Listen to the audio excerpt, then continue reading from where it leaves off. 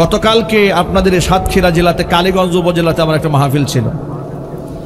কোরআনে কারীম থেকে ধারাবাহিক তাফসীর চলাকালে আমাকে ছোট্ট একটা স্লিপ দিয়ে বলা হলো, হুজুর একটু গরম বয়ান করেন।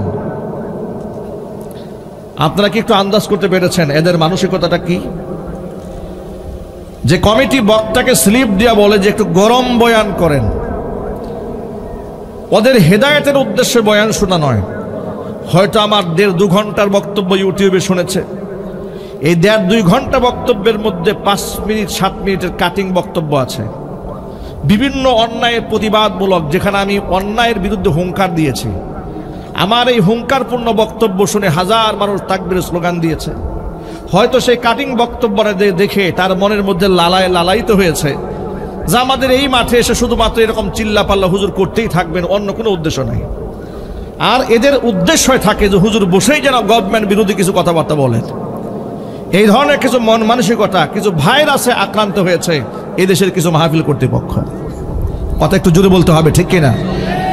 আমার উদ্দেশ্য কাউকে আঘাত করা নয়, কোনো কটাক্ষ করা নয়। কে আওয়ামী লীগ, কে বিএনপি, কে জামাত ইসলাম, কে জাতীয় পার্টি, সকল মুসলিমরা আমার কলিজার টুকরা ভাই। সকলকে হেদায়েতের প্ল্যাটফর্মের মধ্যে আনা এটা আমাদের ইমানি দায়িত্ব। কাউকে ঘৃণা করে দূরে সরিয়ে দেওয়া নয়, মোহব্বতের সাথে সকল ভাইদের ঐক্য করার দরকার আছে না নাই? একটু জুড়ে বলতে হবে তো। আপনি কি সমাজে কাউকে বাদ দিয়ে আপনি চলতে পারেন? জুড়ে বলেন। আপনি এই সমাজে চলতে গেলে কি আওয়ামী লীগ বাদ দিয়ে চলবেন? কিংবা আওয়ামী লীগের লোক কি বিএনপির লোক বাদ দিয়ে চলতে পারবে? বিএনপির লোক কি জামাত বাদ দিয়ে চলতে পারবে? হাজারো রাজনৈতিক দল আছে, রাজনৈতিক মতাদর্শ ভিন্ন হওয়ার পরেও সামাজিকতা ঠিক রাখার জন্য, আত্মীয়তা ঠিক রাখার জন্য, মহব্বতের সাথে এলাকার মধ্যে চলার জন্য বন্ধুত্বের বন্ধন নিয়ে এলাকার মানুষকে চলতে হয় না? একটু জোরে বলতে হবে তো, চলতে হয় না? যদি এতটুকুন বুঝেন, ওলামারা তারা হচ্ছেন ওয়ারাসাতুল আম্বিয়া, নবীগণের ওয়ারিস। ওলামারা হচ্ছেন সবচাইতে মানুষের প্রতি বেশি দরদ নিয়ে কথাবার্তা বলেন। ওলামারা এমন কোনো বক্তব্য দিবেন না যে বক্তব্যে সমাজ বিভক্ত হবে, ফাটল তৈরি হবে। ওলামাদের দায়িত্ব হচ্ছে এমন বক্তব্য দিতে হবে যাতে করে মানুষের অন্তরের হিংসা, বিদ্বেষ, কলুষতা দূর হয়ে ইসলামের সুশীতল ছায়াতলে সকলে ঐক্যবদ্ধ হয়ে যায়। ইসলামের জন্য কোরআন সুন্নাহ ভিত্তিক সমাজ বিনির্মাণে সকলে যেন ঐক্যবদ্ধ হয়ে যান। এইভাবে দরদ নিয়ে ওলামারা যদি কথাবার্তা বলেন, তাহলে সমাজের মধ্যে হেদায়েত তৈরি হবে, মানুষের মধ্যে বন্ধন তৈরি হবে, সেতু বন্ধন তৈরি হবে। কথা একটু বলতে হবে, ঠিক কিনা? আমি আপনাদের সামনে কোরআন মাজিদ থেকে ছোট্ট একটা আয়াতে কারিমা তেলাওয়াত করেছি, পাঠ করেছি আল্লাহর নবী সাল্লাল্লাহু আলাইহি সাল্লামের রেখে যাওয়া লক্ষ লক্ষ হাদিসের ভান্ডার থেকে ছোট্ট একটা হাদিসের টুকরা। আমি সেখান থেকেই আমরা আলোচনা করব ইনশাআল্লাহ। আল্লাহ পাক যেন সেখান থেকে জ্ঞান গর্ব কিছু বলার, শোনার, সেই অনুযায়ী আমল করার তৌফিক আমাদের সকলকে দান করেন। কোরআনে কারীমের এই ক্লাস থেকে সম্পূর্ণ সবক নিয়ে মোনাজাত দিয়ে উঠব, এই নিয়ত আছে কার কার? হাত দেখতে চাই, আমি 2 হাত দেখতে চাই। একেবারে শেষ করে আমরা এখান থেকে একটা মেসেজ নিয়ে বাড়ি ফিরবো। আমরা বলি ইনশাআল্লাহ। সকলকে একটু জুড়ে বলতে হবে ইনশাআল্লাহ। দেখুন, কোরআনে কারীমের ক্লাসে, আমি এটাকে কোরআনে কারীমের ক্লাস বলি। হাজার হাজার সাধারণ মানুষ, তারা হচ্ছে কোরআনের ছাত্র। একজন মুফাসসির, একজন আলোচক, তিনি খুব সাদামাঠা ভাষায়, মানুষ যেন বুঝতে কষ্ট না হয়, প্রাঞ্জল ভাষায় কোরআন সুন্নাহর মেসেজগুলো মানুষের মধ্যে পৌঁছে দেবেন। এটা তার ইমানের দায়িত্ব। আজকে বর্তমান সমাজের মধ্যে যত প্রকার ফাসাদ হচ্ছে, ফিতনা হচ্ছে, ইসলাম বিরোধী কর্মকাণ্ড হচ্ছে, এসব যদি রোধ করতে হয় তাহলে কোরআন সুন্নাহর মৌলিক শিক্ষা সমাজে বাস্তবায়ন করতে হবে। কোরআনের শিক্ষা থেকে মানুষ যত দূরে যাবে, অশান্তির আগুন সমাজের মধ্যে তত বেশি দাউ দাউ করে জ্বলতে থাকবে। জোরে বলতে হবে, ঠিক কিনা? এখন আমি আপনাদের বিনয়ের সাথে ছোট্ট একটা প্রশ্ন করব, কোরআনে কারীমের শিক্ষা শুধুমাত্র আলেমদের জন্য নাকি সবার জন্য? একটু জোর আওয়াজে বলেন না ভাই। কোরআনে কারীমের শিক্ষা শুধুমাত্র ক্ষমতাসীন ব্যক্তিদের জন্য নাকি সবার জন্য? শুধু ইমাম সাহেবদের জন্য নাকি মুক্তাদিদের জন্য? নারী পুরুষ সকলের জন্য, গোটা জগৎবাসীর জন্য কোরআন মাজিদ। জোরে করে আল্লাহু আকবার। যে কোরআন মাজিদ গোটা জগৎবাসীর জন্য মেসেজ, সেই কোরআনে কারিমের শিক্ষা এবং দর্শনকে বুঝতে হলে আম্বিয়া আলাইহিমুস সালাতুস সালামের রেখে যাওয়া আদর্শ, বিশেষ করে দুজাহানের বাদশা ইমামুল মুরসালিন রাহমাতুল লিল আলামিন খাতামুল আম্বিয়া নবিয়ুনা মুহাম্মদুর রাসূলুল্লাহ সাল্লাল্লাহু আলাইহি ওয়াসাল্লামের রেখে যাওয়া আদর্শকে ফলো করতে হবে কোরআন বুঝতে গেলে। সাহাবায়ে কেরামের জীবনীকে সামনে রাখতে হবে কোরআন শরীফ বুঝতে গেলে। কথা বলতে হবে, ঠিক কিনা? কেন রাখতে হবে শোনেন। কোরআনে কারীম আমি আমার জীবদ্দশায় কিংবা আপনার জীবদ্দশায় কি আল্লাহ নাজিল করেছেন? এই সহজ কোশ্চেনের জবাবটা যেভাবে দিলেন, এখানে ক্লাস করাই তো মুশকিল। একটু জোরে বলতে হবে, কোরআনে কারীম কি আমার ভাষায় আমার সময়ে নাজিল হয়েছে? সবাই বলেন, আপনার সময় নাজিল হয়েছে? নাজিল হয়েছে কত বছর আগে? ১৫০০ বছর আগে কোরআনে কারীম আল্লাহ পাক নাজিল করেছেন। যে সময়ে যে প্রেক্ষাপটে যাদের উপর কোরআন মাজিদ নাজিল হয়েছে, যারা কোরআনে কারীমের প্রথম মুখাতাব বা সম্বোধিত ব্যক্তি, কোরআনে কারীমকে জীবনের প্রথম যারা সরাসরি প্র্যাকটিস করেছেন, কোরআনে কারীমের মুআল্লিম নবিয়ুনা মুহাম্মদ রাসূলুল্লাহ সাল্লাল্লাহু আলাইহি ওয়াসাল্লাম কোরআনে কারীমের সবক এবং তালিম দিয়ে একটা কাফেলা তৈরি করেছিলেন। সেই কাফেলার নাম হচ্ছে সাহাবায়ে কেরাম রাদিয়াল্লাহু তাআলা আনহুম আজমাইন। কোরআনে কারীম অনুযায়ী আমল করে তারা এমন জীবন গঠন করতে সক্ষম হয়েছিলেন, তাদেরকে পাহারা দেওয়ার জন্য র্যাব, গোয়েন্দা বিভাগ, বিজিবি, পুলিশ মোতায়েন করার কোনো প্রয়োজন হয়নি। প্রত্যেকটা মানুষ আপন আপন জায়গায় নিজের নিজের জীবনের জন্য পাহারাদার হয়ে গিয়েছিল। যার দরুন রাতের আধারে কিংবা দিনের আলোতে শয়তানের ওয়াসওয়াসায় পড়ে তারা যদি কোনো গুনাহ করেও ফেলেছে, আবার সে গুনার জন্য তারা এমনভাবে অনুতপ্ত হয়েছেন, তাদেরকে ফোর্স করে রশি দিয়া বেঁধে সামনে হাজির করার প্রয়োজন হয় নাই। বর্তমান সমাজে কেউ যদি চুরি করে, তাহলে দেখবেন তাকে বেঁধে সামনে আনতে হয়, তার বিরুদ্ধে মামলা করতে হয়, তার বিরুদ্ধে গ্রেফতারি পরোয়ানা জারি হয়, তাকে অ্যারেস্ট করতে হয়। ঠিক কিনা জোরে বলেন? কেউ যদি মানুষ হত্যা করে, তাহলে তাকে এভাবে ধরে বেঁধে আনতে হয়। কোনো ব্যক্তি যদি শয়তানের ওয়াসওয়াসায় পড়ে জিনা ব্যভিচার করে ফেলে, ওই ধর্ষক কিংবা ওই জিনাকার লম্পটকে গোটা দেশের প্রশাসন মিলে খুঁজে রশি দিয়া বেঁধে এরপরে তাকে জেলবন্দি করতে হয়, আদালতে হাজির করতে হয়, জবানবন্দি নিতে হয়, এরপরে শাস্তি কার্যকর করা হয়। কিন্তু ১৫০০ বছর আগে কোরআনে কারীমের নূর সিনার মধ্যে ধারণ করে কোরআনে কারীমের প্রথম ছাত্র যারা, প্রথম যারা প্র্যাকটিসিং মুসলিম যারা ছিলেন এই পৃথিবীতে, তারা আল্লাহর হাবিব সাল্লাল্লাহু আলাইহি ওয়াসাল্লামের সাহাবী। কেমন জীবন তারা গঠন করতে সক্ষম হয়েছিলেন লক্ষ্য করেন। মাইজ ইবনে মালিক আল আনসারী রাদিয়াল্লাহু তাআলা আনহু, আল্লাহর নবীর আনসারী সাহাবী, নবীজি সাল্লাল্লাহু আলাইহি ওয়াসাল্লামের সামনে হাজির হলেন, বললেন, তাহহিরিনি ইয়া রাসূলুল্লাহ, ও আল্লাহর নবী, আমি গুনাহ করে দেহটা নাপাক বানিয়ে ফেলেছি, আপনি আমাকে পাক বানায় দেন। নবীজি বললেন, ওয়াইহাক ওয়াতুব ওয়াস্তাগফিরিল্লাহ ওয়াতুব ইলাইহি। নবীজি সাল্লাল্লাহু আলাইহি ওয়াসাল্লাম তাকে ধমক দিয়া সরাই দিলেন, বললেন, বেটা যাও, আল্লাহর কাছে ইস্তিগফার করো, আল্লাহর কাছে তওবা করো। এই কথা বলে তাকে সরাই দিলেন প্রথম দিন। মাইজ ইবনে মালিক দ্বিতীয় দিন আবার এসে বলছেন, তাহহিরিনি ইয়া রাসূলুল্লাহ, ও আল্লাহর রাসূল, আপনি আমাকে পাক বানান, আমি নাপাক হয়ে গিয়েছি। নবীজি আবার একই কথা বললেন, ওয়াইহাক ওয়াস্তাগফিরিল্লাহ ওয়াতুব ইলাইহি, চলে যাও তুমি বাড়িতে, গুনাহ করেছো, দেহ নাপাক হয়েছে, আল্লাহর কাছে তওবা করো, আল্লাহর কাছে মাগফিরাত কামনা করো, আল্লাহ পাক তোমাকে মাফ করে দিবেন। দ্বিতীয় দিন চলে গেলেন। তৃতীয় দিন তিনি আবার আসলেন, এসে বললেন, তাহহিরিনি ইয়া রাসূলুল্লাহ, ও আল্লাহর রাসূল, আপনি আমাকে পাক বানান, গুনাহ করে আমার শরীরটা আমি নাপাক বানিয়ে ফেলেছি। নবীজি সাল্লাল্লাহু আলাইহি ওয়াসাল্লাম তৃতীয় দিন তাকে জিজ্ঞেস করলেন, মিন আইয়ি শাইইন, কোন জিনিস থেকে আমি তোমাকে পাক করব? তুমি কোন গুনাহ করেছো? তোমাকে আমি দুইবার বলেছি, তোমাকে বারবার বলেছি তুমি তওবা করো, কোন জিনিস থেকে তোমাকে আমি পাক করব? এমন সময় মাইজ ইবনে মালিক আল আনসারী রাদিয়াল্লাহু তাআলা আনহু বলছেন, মিনাজ জিনা ইয়া রাসূলুল্লাহ। হুজুর যখন বললেন, ফিমা উতাহিরুকা, কোন ব্যাপারে তোমাকে পাক বানাবো? মাইজ ইবনে মালিক বলছেন মিনাজ জিনা, ও নবীজি শয়তানের ওয়াসওয়াসায় পড়ে আমি তো অন্যায়ভাবে জিনা করে ফেলেছি। জিনা কাকে বলে আপনারা নিশ্চয়ই জানেন।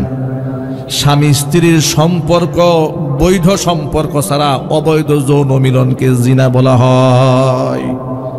এই জিনারও বেশ কিছু ক্লাসিফিকেশন আছে, যেমন চোখের জিনা আছে, হাতের জিনা আছে, কানেরও জিনা আছে, অন্তরের জিনা আছে, পায়ের জিনা আছে, লজ্জাস্থানেরও জিনা আছে।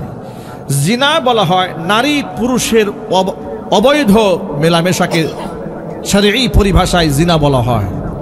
ব্যভিচার বলা হয় বাংলা ভাষায় ব্যভিচার। এই যে জিনা কিংবা ব্যভিচার, এটা যদি অন্যায়ভাবে হয়, অর্থাৎ বৈধ বিবাহের মাধ্যম ছাড়া যদি অন্যায়ভাবে হয়, এটাকে জিনা বলা হয়, ব্যভিচার বলা হয়। এই জিনা ব্যভিচারের কিছু প্রাথমিক লক্ষণ আছে, প্রাথমিক ক্লাসিফিকেশন আছে, কিছু স্তর বিন্যাস আছে। লজ্জাস্থানের জিনা হচ্ছে একেবারে চূড়ান্ত পর্যায়ের জিনা, ভয়ঙ্করতম গুনাহ। কিন্তু প্রথমেই তো একটা মানুষ লজ্জাস্থানের জিনার দিকে যায় না, জিনার পরিবেশে আগে যায়, এরপরে ধীরে ধীরে ধীরে ধীরে তাকে মৌলিক জিনার দিকে শয়তান ধাবিত করে। যেমন বুখারী শরীফের হাদিসের মধ্যে এসছে, ওয়াল আইনানি জিনাহুমান নজরু, দুই চোখের জিনা হচ্ছে চোখ দিয়ে পরনারীর সৌন্দর্য উপভোগ করা। অনুরূপভাবে পরনারী পরপুরুষের সৌন্দর্যতাকে উপভোগ করা, এটা হচ্ছে চোখের জিনা। ওয়াল আইনানি জিনাহুমান নজর, চোখের জিনা চোখ দিয়ে দেখা। ওয়াল উযুনান জিনাহুমাল ইস্তেমা, কানের জিনা হচ্ছে নারী পুরুষ একে অপরের সাথে খুব প্রেমালাপ মোবাইল ফোনে। এটা কি এলাকায় হয় না? আওয়াজ নাই কেন? একটু জোরে বলতে হবে তো। মোবাইল ফোনে, হোয়াটসঅ্যাপে, ভাইবারে, ইমোতে প্রেম চ্যাটিং হয় না? এ কি সমাজে কমেছে না বেড়েছে? এটাকে দিন দিন বৃদ্ধি করা হচ্ছে। আর এটাকে আবার সামাজিক রূপ দেওয়ার জন্য নাটক, সিনেমার গল্প তো আছেই। বাংলাদেশ সহ গোটা পৃথিবীতে সমস্ত মানুষকে লম্পটের তালিম দিয়েছে সিনেমার নায়ক নায়িকারা। এ কথা বলতে আমার কোনো দ্বিধা নাই। সমাজের মানুষকে অসভ্য বানিয়েছে চলচ্চিত্র জগতের লোকেরা, নির্লজ্জ বেহায়া বানিয়ে দিয়েছে নাটক জগতের লোকেরা। চিৎকার দিয়ে বলতে হবে ঠিক কিনা? ওরা নাকি চিত্রশিল্পী। আল্লাহর কসম, এগুলা একটাও চিত্রশিল্পী নয়, এগুলা সবগুলা দেহ ব্যবসায়ী। কথা একটু বলেন না, ঠিক কিনা বলেন? রূপ সৌন্দর্যটা পাবলিকলি প্রচার করে যে ইনকাম করা হয়, এটাকে দেহ ব্যবসা বলা হয়। কি বলা হয় জোরে বলেন? এগুলো সবগুলা লম্পট বদমাস। এরাই সমাজের মধ্যে সবচেয়ে বড় বিশৃঙ্খলা তৈরি করে।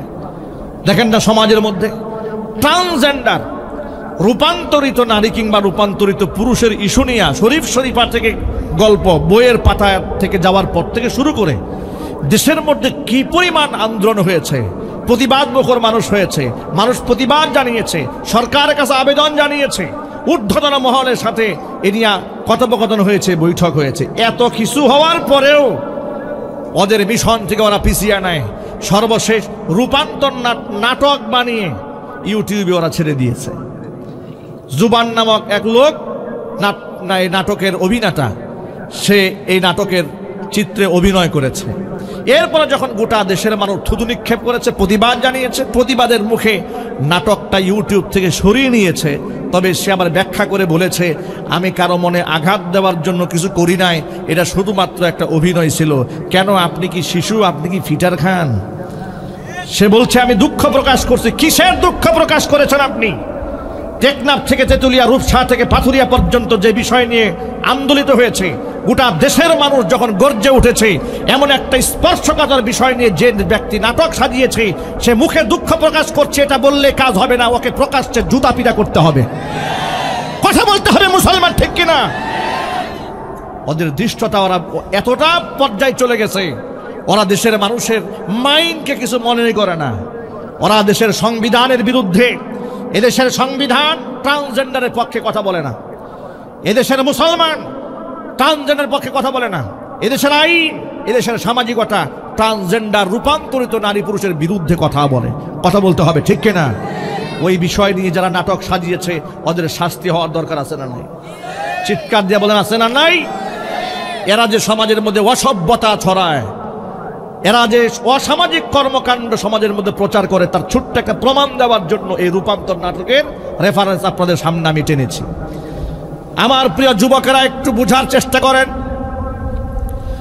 জিনা করা তো ভয়াবহ কবিরা গুনাহ, যে গুনাহ করলে জাহান্নামে যাওয়া ছাড়া কোনো মুক্তির পথ নাই, যে গুনার শাস্তি শরীয়তে মৃত্যুদণ্ড, যে গুনার শাস্তি শরীয়তে অবিবাহিত হয়ে গেলে 100 দুর্রা প্রকাশ্যে।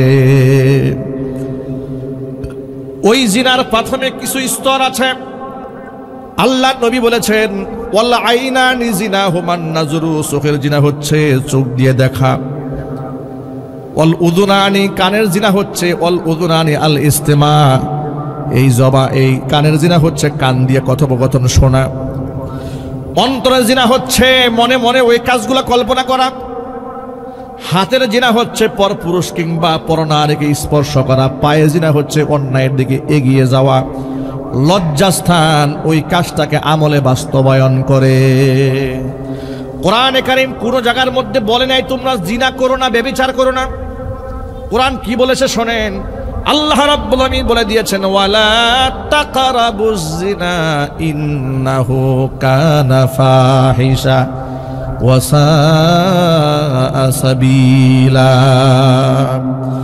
জিনা ব্যভিচার তো করবে দূরের কথা, লা তাকরাবুজ জিনা, জিনা ব্যভিচারের ধারে কাছেও যাওয়া যাবে না। আল্লাহু আকবার বলে। কোরআন শরীফের একটা জায়গার মধ্যেও নাই তোমরা জিনা করো না, বরং কোরআন মাজিদে জিনার ব্যাপারে বলেছেন ওয়ালা তাকরাবুজ জিনা, জিনার ধারে কাছেও যেও না।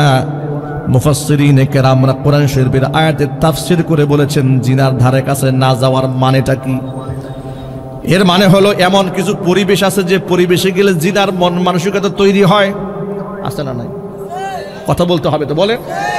কিছু পরিবেশ আছে না, আপনি সিনেমা হলে গেলেন, আপনি পার্কে গেলেন যেখানে নারী পুরুষের অবাধ মেলামেশা, আপনি সেখানে গেলেন, কিংবা আপনি হোলি উৎসবে অংশগ্রহণ করলেন, নারী পুরুষে খুব জড়াজড়ি মাখামাখি করলেন, কিংবা সুইমিং পুলে একসাথে নাচানাচি করলেন, কিংবা আপনি কক্সবাজার সমুদ্র সৈকতে গিয়ে নারীদের অর্ধনগ্ন দেহকে আপনি দর্শন করলেন, দেখলেন।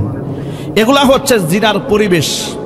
আপনি ওখানে গেলে এগুলা জিনার উপকরণ, আপনার মনের মধ্যে শয়তান ধাক্কা দেবে, আপনাকে আরো নিকটতম করার জন্য শয়তান চেষ্টা করবে। যেমন একটি হাদিসের মধ্যে এসেছে লা ইয়াখলুওয়ান্না রাজুলুন বিইমরাআতুন ইল্লা সালিসুহুমা শাইতান, লা ইয়াখলুওয়ান্না রাজুলুন বিইমরাআতিন ইল্লা সালিসুহুমা শাইতান। কোন একটা নারী, কোন একটা পুরুষ একাকিত্বে অবিবাহিত, তারা বয়ফ্রেন্ড গার্লফ্রেন্ড, আমাদের বাংলা একেবারে খুব সহজ ভাষায় বোঝাবার জন্য বলি, আমাদের দেশের তথাকথিত জাস্ট ফ্রেন্ড, একাকিত্বে যদি নিরিবিলি তারা কোথাও বসে, আল্লাহর নবী সাল্লাল্লাহু আলাইহি সাল্লাম এটাকে হারাম ঘোষণা করেছেন 1500 বছর আগে। পার্কের চিপায় চাপায় বসে, গাছের ডালে ডালে বসে, কিংবা গাছের ছায়ায় বসে যারা একে অপরকে বাদাম খাওয়ায় দেয়, একে অপরকে রানের মধ্যে নিয়ে শুয়ে থাকে, কিংবা বন্ধু বান্ধবীর হাত ধরে রাস্তাঘাটে ঘোরাফেরা করে, এগুলা হালাল না হারাম? একটু স্পষ্ট ভাষায় মুসলমানের মতো ইমানের শক্তি দিয়ে উচ্চারণ করে বলবেন এগুলো হালাল না হারাম? আরো জোরে বলেন। এবার শোনেন কেন হারাম। আল্লাহ নবী বলেন তোমাদের জন্য এই কাজটা নিষিদ্ধ কেন করা হয়েছে শোনেন। লা ইয়াখলুওয়ান্না রাজুলুন বিইমরাআতিন ইল্লা সালিসুহুমা শাইতান। কপট কপতি অবৈধ সম্পর্ক করে দেখবেন বিভিন্ন চাইনিজ রেস্টুরেন্টে একেবারে নিরিবিলি পর্দা করে বসার ব্যবস্থা থাকে, আছে না নাই? জোরে বলে। পর্দা করে একেবারে খুবুস গল্প করার জন্য ওনাদেরকে আলাদা ছেড়ে দেওয়া হয়েছে। মানে পরিবেশটাই তৈরি করা হয়েছে যাতে করে তাদের এই অপকর্মের মধ্যে এসে কেউ ডিস্টার্ব না করে, বাধা যেন তাকে না দেয়। আল ইয়াযু বিল্লাহ, সকলেই বলেন নাউযু বিল্লাহ। এই কাজটি করতে নবী করিম সাল্লাল্লাহু আলাইহি সাল্লাম কেন নিষেধ করলেন? এরপরে আমাদের বাংলাদেশে একটা পরিবেশগত দিক থেকে ভাইরাস আছে, সেটা হচ্ছে এই যুবতী মেয়ে কিংবা উঠতি বয়সী মেয়েকে পড়াবার জন্য যুবক হোম টিচার, হোম টিউটর বলা হয়, অর্থাৎ প্রাইভেট টিচার রাখা হয় ঘরে ঘরে। যদিও সাতক্ষীরাতে এরকম নাই, একটু জোরে বলতে হবে, আছে না নাই? বিশ্ববিদ্যালয়ে পড়ুয়া এক নওজোয়ান ছেলে কেমিস্ট্রিতে পড়াশোনা করে, কিংবা বায়োলজি নিয়ে লেখাপড়া করছে, সায়েন্স নিয়ে পড়াশোনা করছে, কিংবা ইতিহাস নিয়ে পড়াশোনা করছে, কিংবা দর্শন নিয়ে পড়াশোনা করে, যাই করুক না কেন, এমন একজন শিক্ষককে, নওজওয়ান শিক্ষকের কাছে ছেড়ে দিয়েছে ক্লাস 9 কিংবা ক্লাস 10-এ পড়া তার মেয়েটাকে একান্তে রুমে বসে বসে টিচার সাহেব ছাত্রীকে পড়াচ্ছে। এই চিত্র বাংলাদেশে আছে না নাই? এত আসতে বললেন কেন? এই চিত্র আপনি মা, আপনি বাবা, আপনি আপনার যুবতী মেয়েটাকে, আপনি উঠতি বয়সের মেয়েটাকে, আবেগের বয়সের মেয়েটাকে আপনি ছেড়ে দিয়েছেন একটা যুবকের হাতে। এরপরে কি বললেন? বাবা তোমরা এই রুমে থাকো, এই রুমে কেউ আসবে না, খুব ভালো করে মনোযোগ সহকারে আমার মেয়েটাকে পড়াও। এই যে আপনি পরিবেশটা তৈরি করলেন, আল্লাহর নবী সাল্লাল্লাহু আলাইহি সাল্লাম বলেছেন এই কাজ যেন কোনোদিন কোনো নারী পুরুষ একসাথে এভাবে একত্রিত না হয়। তারা যদি দুইজন একটা রুমের মধ্যে বসে কিংবা গাছের নিচে বসে কিংবা পার্কে গিয়া বসে, তারা দুজন আর দুজন থাকে না, ইল্লা সালিসুহুমা শাইতান, মাঝখান দিয়ে একজন ঢুকে যায়। মাঝখান দিয়ে কে ঢুকে?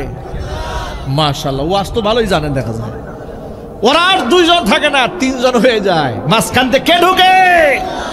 শয়তান ঢুকে। এই শয়তান ততক্ষণ পর্যন্ত আপনাকে ছাড়বে না যতক্ষণ উভয়ের মধ্যে অবৈধ জিনা ব্যভিচার সংগঠিত না করবে। হাদিস শরীফের মধ্যে আমার বাপ দাদার বানানো কথা নয়, হারাম। ইসলাম এই জন্য সহ শিক্ষাকে হারাম করেছে, নারী শিক্ষাকে হারাম করে নাই। নারী অধিকার নিয়ে ইসলাম যে কথা বলেছে, পৃথিবীর সমস্ত নারীবাদীদের বক্তব্য একত্রিত করলে আল্লাহর নবী নারীদের পক্ষে যা বলেছেন তার সমান হবে না। যদি বলতে হবে, ঠিক কিনা বলেন? নারীবাদীরা নারী অধিকারের নামে নারীকে উলঙ্গ বানিয়ে ছেড়ে দিয়েছে। নারীবাদীরা নারী অধিকারের নামে নারীদেরকে ধর্ষিতা বানিয়ে দিয়েছে, নির্লজ্জ বানিয়েছে, বেহায়া বানিয়ে দিয়েছে। চিৎকার দিয়ে বলেন, ঠিক কিনা? পশ্চিমারা নারী অধিকারের নামে নারীদেরকে ভোগের পণ্য বানিয়েছে। শীতকালীন মেয়েদেরকে ওরা হাফ প্যান্ট পরিয়ে রাখে যাতে করে ওদের পাটা ভালো করে দেখা যায়, কিন্তু পুরুষ তো হাফ প্যান্ট পরে না, শীতকালে ওরা ফুল প্যান্ট পরে। দেখেছেন নারীকে কতভাবে ঠকাইছে ওরা? নারীদেরকে সব দিক থেকে ওরা ঠকিয়ে দিয়েছে, ভোগের পণ্য বানিয়ে দিয়েছে। সমস্ত বিজ্ঞাপনে নারীদেরকে সামনে দাঁড় করিয়ে দিয়েছে। গাড়ির বিজ্ঞাপনে নারী, বাড়ির বিজ্ঞাপনে নারী, টুথপেস্ট বিক্রি হবে তার বিজ্ঞাপনে নারী। নারীকে সব জায়গায় ওরা ভোগের পণ্য বানিয়েছে। ইসলাম ভোগের পণ্য বানায় নাই, নারীকে ইসলাম মায়ের মর্যাদা দান করেছে। সুবহানাল্লাহ কোন? ইসলাম নারীদের ব্যাপারে বলেছে, ইন্নামাদ দুনিয়া কুল্লুহা মাতাউন ওয়া খায়রু মাতাঈদ দুনিয়াল মারআতুস সালিহা। গোটা পৃথিবীর মধ্যে যত নাজ নিয়ামত আছে, সমস্ত নাজ নিয়ামতের মধ্যে শ্রেষ্ঠতম নাজ নিয়ামতের নাম হচ্ছে নেককার মহিলা। পৃথিবীর শ্রেষ্ঠ সম্পদ নেককার নারী। যার ঘরে একজন চরিত্রবান স্ত্রী আছে, সেই ব্যক্তির ঘরের মধ্যে আল্লাহ পাকের জান্নাতের পরিবেশ বিরাজ করে। যখন সুবহানাল্লাহ। ও যুবক ভাইরা, তাহলে এবার মৌলিক কথায় আসি। ইসলাম নারীকে পড়ার অধিকার দিয়েছে, পুরুষের পড়ার অধিকার নিশ্চিত করেছে, কিন্তু নারী পুরুষের একসাথে পড়া ইসলাম হারাম করে দিয়েছে। এই বক্তব্য রেকর্ড হচ্ছে, দায়িত্বশীলদের কান পর্যন্ত আওয়াজ যাবে। আমাদের হৃদয়ের দাবি, ইউনিভার্সিটি লেভেল, স্কুল লেভেল থেকে শুরু করে বিশ্ববিদ্যালয় পর্যন্ত সব জায়গায় নারী সেক্টরগুলো আলাদা করা দরকার। কথা বলে আওয়াজ নাই? দরকার আছে না নাই? এটা কি সম্ভব না অসম্ভব? চিৎকার দিয়ে বলেন, সম্ভব না অসম্ভব? আপনি বলবেন যে হুজুর, নারীরা কি বিশ্ববিদ্যালয় চালাতে পারবে? আপনাদের কাছে কি মনে হয় মেয়েরা বিশ্ববিদ্যালয় চালাতে পারবে না? এটা আওয়াজ দিয়ে বলেন না। স্কুল কলেজ মেয়েরা চালাতে পারবে না? রাষ্ট্র যদি মহিলা চালাতে পারে, একটা দেশের প্রাইম মিনিস্টার হয়ে যদি দেশ চালাতে পারেন, কেন তিনি বিশ্ববিদ্যালয় চালাতে পারবেন না? অবশ্যই বিশ্ববিদ্যালয় চালাতে পারবেন, মার্কেট তিনি চালাতে পারবেন। ইমারতে ইসলাম আফগানিস্তানে কি হয়েছে জানেন? মেয়েদের জন্য আলাদা শপিং মল তৈরি করে দেওয়া হয়েছে। মহিলারা মহিলাদের মার্কেটে কেনাকাটা করবে, দোকানদারও মহিলা, ক্রেতাও মহিলা। সুবহানাল্লাহ কোন? পুরুষ দোকানদারের কাছে নারী মহিলারা যাবে না, নারীরা যাবে না। এমনকি ওরা আইন করেছে, টেইলার মাস্টার যারা, কোন টেইলার, পুরুষ টেইলার কারিগর মেয়েদের জামা কাপড় সেলাবে না। সুবহানাল্লাহ কোন? মেয়েদের জামা কাপড় মেয়েরা সেলাবে, পুরুষের জামা কাপড় পুরুষরা সেলাবে। আল্লাহু আকবার বলেন। ইসলামে সব ধরনের সৌন্দর্যতা আছে তো না নাই? যদি বলতে হবে আছে না নাই? আছে। কথা লম্বা হয়ে যাচ্ছে, মৌলিক কথা হারিয়ে যাবে, পয়েন্ট আপনারা হারিয়ে ফেলবেন। মূল কথায় ফিরে আসি। কোরআন বলে দিয়েছে লা তাকরাবুজ জিনা ইন্নাহু কানা ফাহিশা ওয়া সাআ সাবিলা। জিনা তো করবে দূরের কথা, জিনার ধারে কাছেও তোমরা যাবে না। তাহলে জিনার ধারে কাছে যাওয়ার তো অর্থ নিশ্চয়ই আপনারা বুঝতে পেরেছেন। যেখানে নারী পুরুষের অবাধ মেলামেশা, এটা জিনার পরিবেশ। নাইট ক্লাব জিনার পরিবেশ, সিনেমা হল জিনার পরিবেশ, পার্কগুলা জিনার পরিবেশ। কথা বলতে হবে তো। যেখানে পর্দা থাকে না এমন বিবাহের অনুষ্ঠান দেশে আছে না নাই? পর পুরুষের সাথে একই টেবিলে খানা খেতে বসেছে, জিনার পরিবেশ, যাওয়া যাবে না। পহেলা বৈশাখ কিংবা দেশের যে কোনো কালচারের মধ্যে আনন্দ উদযাপনের নামে নারী পুরুষ এক জায়গায় গিয়ে ঠেলাঠেলি করা হালাল না হারাম? আরো জোরে বলেন না। আমরা এটা বলি বলে আমাদেরকে এরা বলে মৌলবাদী। আমাদেরকে তোমরা মৌলবাদী বলো, আমরা সৎ কথা বলার কারণে আমরা তোমাদেরকে বলো তোমরা হচ্ছে জিনাবাদী, তোমরা দুশ্চরিত্র লম্পট। চিল্লায় বলে মুসলমান, ঠিক কিনা বলে? সুতরাং লম্পটদের কথা শুনে আলেমরা দায়িত্ব ভুলে যাবে না। নিষ্ঠা আলেমরা হকের কথা বলাই যাবে, কোন ষড়যন্ত্রকে আমলে নেওয়া হবে না। চিল্লায় বলে মুসলমান, ঠিক কিনা? আমার যুবক ভাইয়েরা, জিনা তো দূরের কথা, জিনার পরিবেশের কাছেও যাওয়া যাবে না, ধারে কাছেও যাওয়া যাবে না। এভাবে জিনাকে স্পষ্টভাবে হারাম করে দেওয়া হয়েছে। এই জন্য শরীয়তে ইসলামে পর্দা করা ফরজ করা হয়েছে। পর্দা করা সুন্নত না ফরজ? আরো জোরে বলেন। ইমাম সাহেবের বউয়ের জন্য পর্দা করা ফরজ, কিন্তু মুক্তাদির বউয়ের জন্য পর্দা করা সুন্নত। সভাপতি সাহেবের বউ পর্দা না করলে কোনো অসুবিধা নাই না? অসুবিধা আছে নাকি? আওয়াজ নাই। অসুবিধা আছে। আমাদের দেশের সরকারি হিসাব মতে ৩.৫ লক্ষ জুমার মসজিদ আছে আমাদের বাংলাদেশ। আলহামদুলিল্লাহ বলবেন না? আর বেসরকারি হিসাব মতে ৫ লাখের উপরে মসজিদ আছে বাংলাদেশ। আলহামদুলিল্লাহ। এই যে এত মসজিদের ইমাম সাহেব, খতিব সাহেব, একজন ইমাম সাহেব, খতিব সাহেবের স্ত্রী যদি, কন্যা যদি বেপর্দায় রাস্তায় চলে, পরের দিন হুজুরের ইমামতি শেষ। আওয়াজ নাই। পরের দিন মুক্তাদি বলবে হুজুর আপনার বউ মার্কেটে পর্দা ছাড়া চলে, আপনার পিছনে আমরা নামাজ পড়বো না, হুজুর আউট। দেখেন, দায়িত্ববোধের ক্ষেত্রে ইমাম সাহেবের বউয়ের জন্য পর্দা করা ফরজ, লঙ্ঘিত হয়ে গেলে ইমাম সাহেবের কাম সারা। এইদিকে সভাপতি সাহেবের মেয়ে যে হাফ প্যান্ট পরে মার্কেটে গেছে, কোনো অসুবিধা নাই। কেউ বলে না সভাপতি সাহেব আজকের পর থেকে আপনি মসজিদ কমিটির সভাপতি হতে পারবেন না। আপনার মতো নোংরা লোক মসজিদ কমিটির নেতৃত্বে থাকতে পারে না। মসজিদ কমিটির নেতৃত্বে থাকতে গেলে তাকে ইমামদার হতে হবে, নামাজি হতে হবে। বাংলাদেশের অধিকাংশ মসজিদ কমিটির দায়িত্বশীলরা নামাজ পড়ে না, বেশিরভাগ জায়গায় পড়ে না। বর্তমানে যাদের ক্ষমতা বেশি, টাকা বেশি, একটু টাকার গরম আছে, ডোনেশন মোনেশন করতে পারে, ব্যাস এদেরকে সভাপতি জোর করে এলাকাবাসী বানাই দিছে। সপ্তাহে একদিন উনি আসেন না মসজিদে, এমন সভাপতি নাই বাংলাদেশে। একটু জোরে বলতে হবে নাই? পরিবর্তন হওয়া দরকার, পরিবর্তন হওয়া দরকার। জালেম সভাপতিদের কারণে, কমিটির লোকদের কারণে ইমাম সাহেব মসজিদের মিম্বার থেকে হক কথা বলতে পারেন না। কথা বলতে হবে, ঠিক কিনা? আলেম ওলামাদের মিম্বার থেকে হক কথা, স্পষ্ট কথা, সমাজ প্রেক্ষাপটে বাস্তবিক কথা আসার দরকার নাই? যদি বলুন আছে না নাই? সুতরাং আল্লাহ রাব্বুল আমিন যেন দায়িত্বশীলদেরকে কথাগুলো বুঝার তৌফিক দান করে, জোরে কোন আমিন। এবার মূল কথা আসি। তাহলে পর্দা করা ইমাম সাহেবের স্ত্রী, কন্যার জন্য যেমন ফরজ, মুক্তাদির স্ত্রীর জন্য পর্দা করা ঠিক তেমনই ফরজ। যদি তারা পর্দা না করেন তাহলে কি হবে শোনেন। নবী করিম সাল্লাল্লাহু আলাইহি ওয়াসাল্লাম বলেছেন, সালাসাতুন কাদ হারামাল্লাহু আলাইহিমুল জান্নাহ, 3 শ্রেণীর মানুষের জন্য আল্লাহ পাক তার জান্নাতকে হারাম করে দিয়েছেন। 1 নাম্বার হচ্ছে মুদমিনুল খামর, যারা মদ পান করে তাদের জন্য আল্লাহর জান্নাত হারাম। 2 নাম্বার হচ্ছে ওয়াল আকু, পিতা মাতার অবাধ্য সন্তান যারা, তাদের জন্য আল্লাহর জান্নাত হারাম।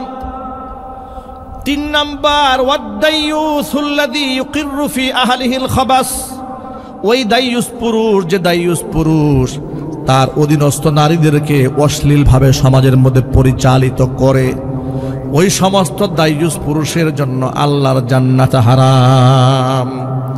সুতরাং আল্লাহর জান্নাতে যদি যেতে চাই, নিজেরা তো পর্দা করে চলবো, নিজের স্ত্রী সন্তানদেরকে আমরা পর্দা করাবো, আমরা বলি ইনশাআল্লাহ। আমার প্রিয় বন্ধুগণ, তাহলে জিনা করা তো দূরের কথা, জিনার ধারে কাছেও যাওয়া যাবে না, বেপর্দায় চলা, জিনার পরিবেশ সমাজের মধ্যে তৈরি করা, এমন একটা অনুষ্ঠানের মধ্যে যাওয়া যেখানে নারী পুরুষের অবাধ মেলামেশা, একসাথে খাওয়া দাওয়া চলছে, হারাম, যাবেন না আপনি, ঠিক কিনা বলেন? গায়ে হলুদের অনুষ্ঠান যদিও সাতক্ষীরাতে হয় না, আন্দাজ করা যায় গায়ে হলুদের অনুষ্ঠানে দুলাভাই আসছে, এরপরে উনি আপনার গায়ে হলুদের মেখে দেবে শালার বউরে, নাউজুবিল্লাহ পড়েন, নাউজুবিল্লাহ জোরে বলেন। ছেলের বন্ধু বান্ধবরা গেছে গায়ে হলুদের মধ্যে একটু ভাবির গালের মধ্যে হলুদ মাখাই দিতে, নাউজুবিল্লাহি মিন যালিক, আল ইয়াযু বিল্লাহ, লা হাওলা ওয়ালা কুওয়াতা ইল্লা বিল্লাহ। আপনি কি জানেন না, আপনার স্ত্রী, আপনার হবু স্ত্রী, আপনার এখনো বিবাহ হয় নাই, আপনি পাত্রী দেখতে গিয়েছেন, সেখানে শুধুমাত্র পুরুষ, আপনি একা ওই মেয়েটাকে দেখতে পারবেন, আপনার বাবাও দেখতে পারবে না, আপনার ভাইও দেখতে পারবে না, আপনার দুলাই ভাইও দেখতে পারবে না, আপনার চাচাতো ভাই বন্ধু বান্ধব যারাই দেখবে তার জিনার গুনাহ হবে। কথা বলেন ঠিক কিনা? এই চরম বাস্তবতাকে উপেক্ষা করার কোনো সুযোগ আছে? কোনো সুযোগ নাই। আমরা সব কিছুকে লঙ্ঘন করে জিনার পরিবেশ নিজেরাই তৈরি করেছি। আল্লাহ বলেছেন লা তাকরাবুজ জিনা, জিনার ধারে কাছেও যাওয়া যাবে না। আল্লাহ পাক যেন কথাগুলো আমাদের বুঝার তৌফিক দান করেন। সাহাবায়ে কেরাম রাদিয়াল্লাহু তাআলা আনহুম আজমাইন শয়তানের ওয়াসওয়াসায় পড়ে গুনাহ একটা করে ফেলেছে। মাইজ ইবনে মালিক আল আসলামি আল আনসারী তিনি বললেন, ইয়া রাসূলুল্লাহ, আপনি আমাকে পাক বানান, আমি তো নিজেকে নাপাক বানায় ফেলেছি গুনাহ করে। হুজুর বললেন, কিসের নাপাক? তিনি বললেন, আমি জিনা করে নাপাক হয়ে গিয়েছি। তিনি খুব ভালো করে জানেন জিনা করলে তার শাস্তি মৃত্যুদণ্ড, যদি বিবাহিত নারী পুরুষ হয়। মাইজ ইবনে মালিক আল আসলামি আল আনসারী তিনি বিবাহিত পুরুষ ছিলেন। এখন শরিয়াতে ইসলামে তার উপর হদ কায়েম করা হবে, মৃত্যুদণ্ড দেওয়া হবে। মৃত্যু তিনি চেয়ে নিচ্ছেন। তিনি বলেন, দুনিয়াতে মৃত্যুদণ্ড হাসি মুখে মেনে নিতে পারি, কিন্তু জাহান্নামের আগুনে শরীরে জ্বালাতে দেব না।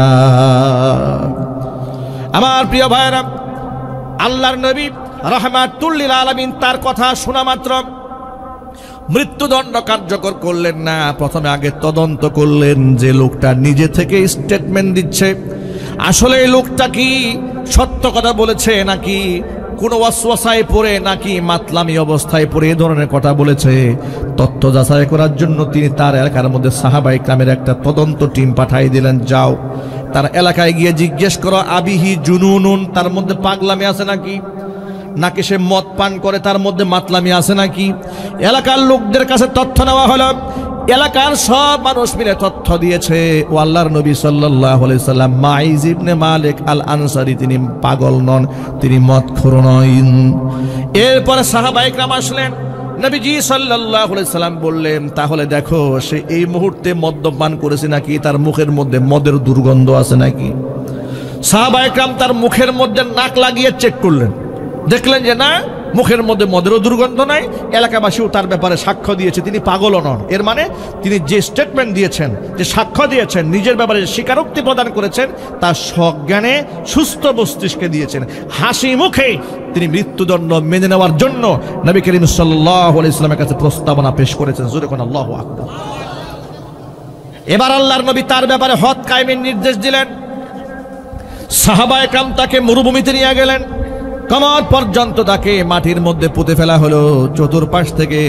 এবার সাহাবায়ে কেরাম পাথর মারলেন তার মাথাকে নিক্ষেপ করে। জীবন্ত একটা মানুষের মাথার মধ্যে পাথর নিক্ষেপ করা হচ্ছে চতুর্দিক থেকে। এই নির্মম বাস্তবতার সম্মুখীন সাহাবায়ে কেরাম হলেন, দৃশ্যের সাক্ষী তারা হলেন। এমন সময় নবী করিম সাল্লাল্লাহু আলাইহি সাল্লামের বিশিষ্ট সাহাবী খালিদ রাদিয়াল্লাহু তাআলা আনহুর গায়ের মধ্যে, মায়েজের গা থেকে রক্তের ফোঁটা ফিনকি দিয়ে গায়ের মধ্যে লেগেছে। জামার মধ্যে লাগার সাথে সাথে তিনি ধিক্কার দিয়ে মায়েজকে বললেন, ওয়াইহাক, মায়েজ তুমি ধ্বংস হও। তোমার মতো নাপাক ব্যক্তির রক্ত আমার গায়ের মধ্যে লেগেছে। এই কথাটা যখন নবীজি সাল্লাল্লাহু আলাইহি সাল্লাম শুনতে পেলেন, বললেন, রে খালেদ, তুমি আমার সাহাবী মায়েসকে অভিশাপ দিও না, গলমন্দ করো না।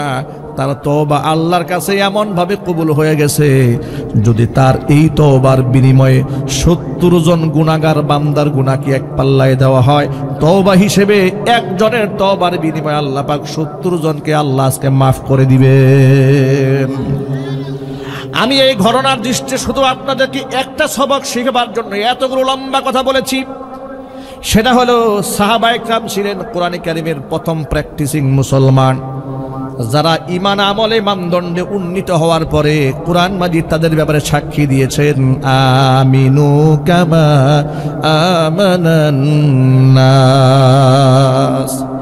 ঈমান আনো তোমরা সেভাবে যেভাবে লোকেরা ঈমান এনেছে। আই আমানাস সাহাবা, সাহাবায়ে কেরাম যেভাবে ঈমান এনেছে তোমরা সেভাবেই ঈমান আনো। আল্লাহু আকবার বলেন। এই কথা কে বললেন? আপনার কি ক্লাসে নাই না ক্লাসের বাইরে চলে গেছেন?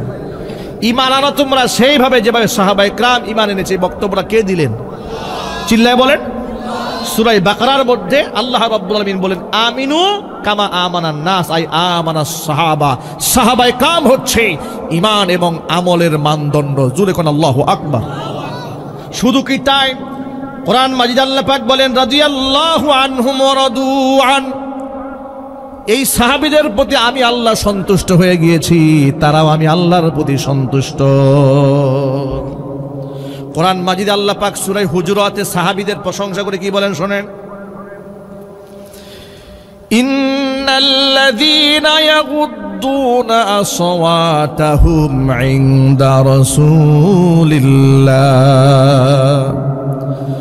উলাইকা আল্লাযীনা ইমতাহানা আল্লাহু কুলুবাহুম লিত্তাকওয়া লাহুম মাগফিরাতু ওয়া আজরুন আযীম। নিশ্চয় যারা আমার নবীর সামনে কণ্ঠের আওয়াজকে নত করে রাখে, উচ্চ আওয়াজে কথাও বলে না, ওই সমস্ত সাহাবী যারা উলাইকা আল্লাযীনা ইমতাহানা আল্লাহু কুলুবাহুম লিত্তাকওয়া, তাদের অন্তরকে আমি তাকওয়ার জন্য পরীক্ষা করে নিয়েছি। তাকওয়ার পরীক্ষায় সাহাবীদের অন্তর পরীক্ষিত হওয়ার পরে তারা উত্তীর্ণ হয়েছে। সুবহানাল্লাহ। এই অপারেটর ভাই একটু আওয়াজ দেন, ভলিউম দেন, আওয়াজ কমে গেছে তো।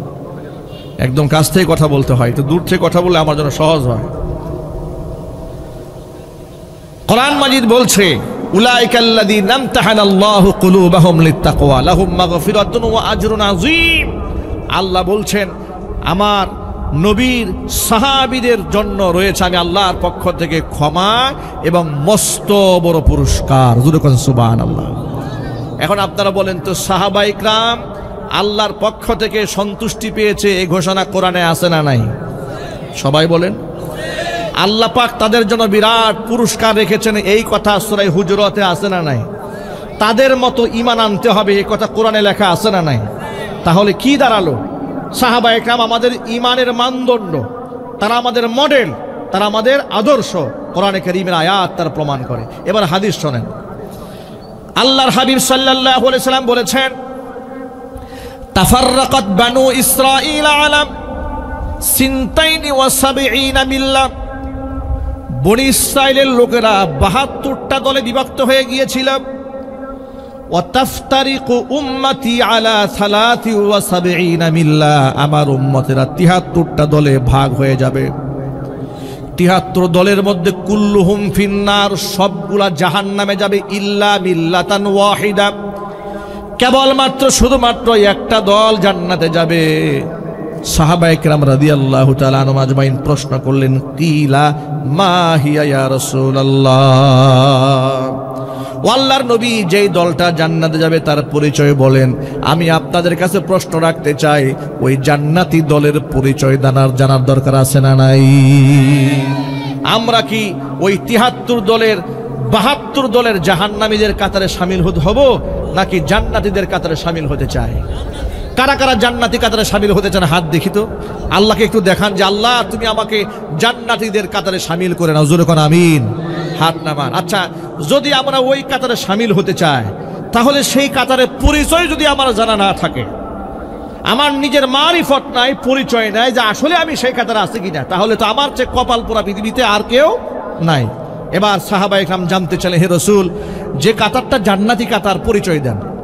এবার রাসূল কি বলেন শোনেন, জামিআ মানে একটা বক্তব্য দিলেন আল্লাহর হাবিব সাল্লাল্লাহু আলাইহি ওয়াসাল্লাম। হুজুর বললেন, যে কাতার জান্নাতে যাবে তার পরিচয় হলো মা আনা আলাইহি ওয়া আসহাবি, যে আদর্শের উপরে আমি নবীজি আছি, আমার সাহাবীরা যে আদর্শের উপরে আছে, আমি এবং আমার সাহাবীদের আদর্শের কাতারটাই জান্নাতি কাতার। এর দ্বারা খুব স্পষ্ট হয়ে গেল সাহাবায়ে কেরামের আদর্শ আমার আপনার জন্য পালনীয়, ঠিক কিনা বলেন? কথা বলেন। সাহাবায়ে কেরাম যা করেছেন হাসি মুখে সেই কাজ করতে আমাদের কোনো অসুবিধা আছে? চিল্লায় বলেন আছে? এ কথা যদি সলিউশন পেয়ে থাকেন, সাহাবায়ে কেরাম রাদিয়াল্লাহু তাআলা আনহুম আজমাইন খতমে তারাবির নামাজ 20 রাকাত পড়েছেন।